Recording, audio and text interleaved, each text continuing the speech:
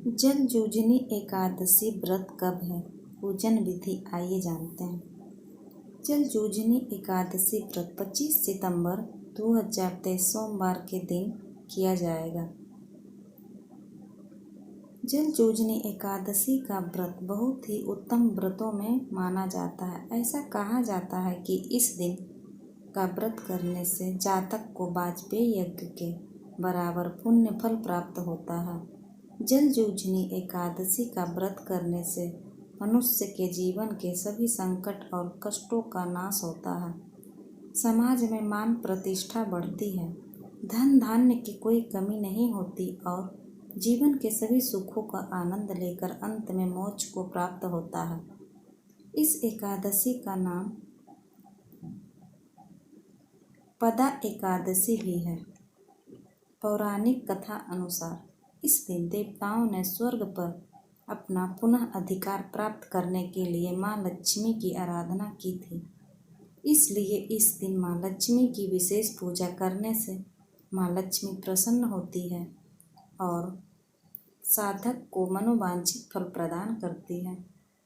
साथ ही साधक को उनकी कृपा से अतुल्य वैभव की प्राप्ति होती है। इस एकादशी पर भगवान विष्णु के वामन अवतार की पूजा करने का विधान है। इस दिन भगवान के वामन अवतार की पूजा करने से जातक के सभी पापों का नाश हो जाता है और उसको वैकुंठ की प्राप्ति होती है। जलजूझनी एकादशी के दिन भगवान विष्णु के अवतार श्री कृष्ण का सूरज पूजा गया था। इस प्रकार उनके जन्म के बाद यह उनका पहला धार्मिक संस्कार था। यह भी कहा जाता है कि इस एकादशी का व्रत करने से ही श्री जन्माष्टमी का व्रत पूर्ण होता है। जो भी जन्माष्टमी का व्रत करता है उसे जलजूझनी एकादशी का व्रत अवश्य करना चाहिए, तभी उसका जन्माष्टमी का व्रत पूर्ण होता है। इस दिन श्री कृष्ण की विशेष पूजा किए जाने का भी विधान है। इस एकादशी का एक नाम डोल ग्यारस भी है।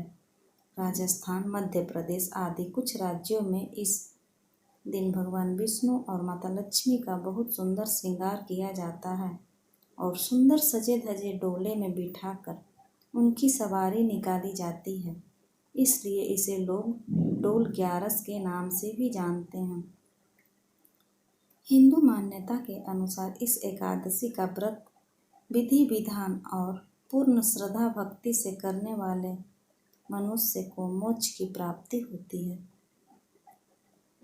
एक कथा के अनुसार भगवान श्री कृष्ण ने इस एकादशी के व्रत के महत्व के विषय में धर्मराज युधिष्ठिर को बताते हुए कहा था कि जो भक्त इस एकादशी का व्रत करता है और पूजन में भगवान विष्णु को कमल का पुष्प अर्पित करता है, उसे अंत समय में प्रभु की प्राप्ति होती है, उसे उनका सान्निध्य प्राप्त होता है। इस एकादशी का व्रत और पूजन करने से भक्त को त्रिदेव एवं त्रिलोक पूजन के समान पुण्य प्राप्त होता है।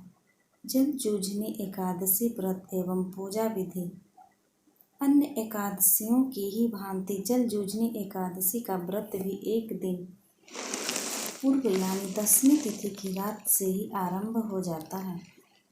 जातक को 10वीं की रात्रि से ही ब्रह्मचर्य का पालन करना चाहिए और सात्विक जीवन जीना चाहिए। एकादशी के दिन प्रातःकाल जल्दी उठकर स्नान आदि नित्य क्रिया से निर्वृत्त होकर स्वच्छ वस्त्र धारण करें। फिर पूजा स्थान पर एक चौकी बिछाकर उस पर भगवान विष्णु के वामन अवतार की प्रतिमा स्थापित करें। एक कलश में जल भरकर स्थापित करें। पूजा की थाली लगाएं, उसमें रोली, मूली, अक्षत, फल, फूल माला, कमल के फूल, दूध, दही, घी, शहद, इत्र, चंदन, तुलसी, जनेऊ आदि रखें। भगवान की प्रतिमा के समक्ष बैठकर हाथ में जल लेकर जलजूझनी एकादशी के व्रत का संकल्प करें। भगवान विष्णु के वामन स्वरूप का पंचामृत से अभिषेक करें। धूप दीप जलाकर भगवान विष्णु के वामन स्वरूप की पूरी विधि विधान के साथ पूजन करें।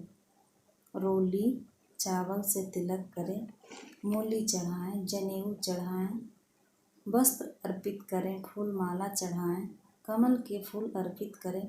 अगर आप पूजन नहीं कर सकते हैं तो आप किसी योग्य पंडित जी के द्वारा भी करवा सकते हैं।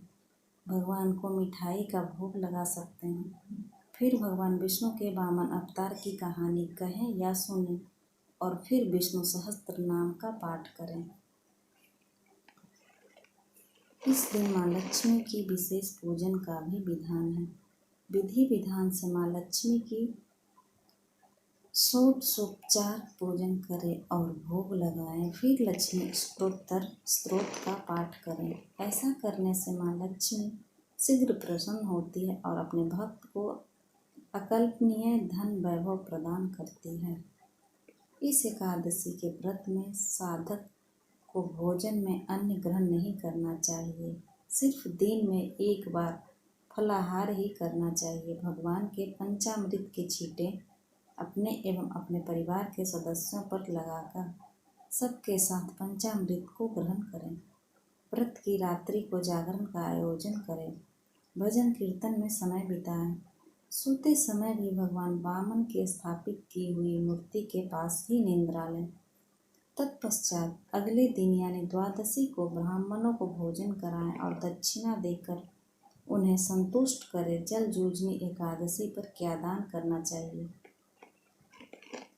उस दिन जलजूझनी के दिन दान पुण्य का बहुत महत्व है। इस दिन इन वस्तुओं का दान करने से जातक को महान पुण्य प्राप्त होता है। गरीब और जरूरतमंद लोगों को, वेद पाठी ब्राह्मणों को भोजन कराएं और दक्षिणा दें। भगवान की भक्ति की ओर अग्रसर करें। इसके लिए भगवान विष्णु के व्रत, एकादशी व्रत, उनके मंत्रों और स्तोत्रों की पुस्तक बांटें। बुजुर्गों और लाचारों की सेवा करें। अनाथालय आदि में भोजन, वस्त्र आदि आवश्यक वस्तुओं का दान करें।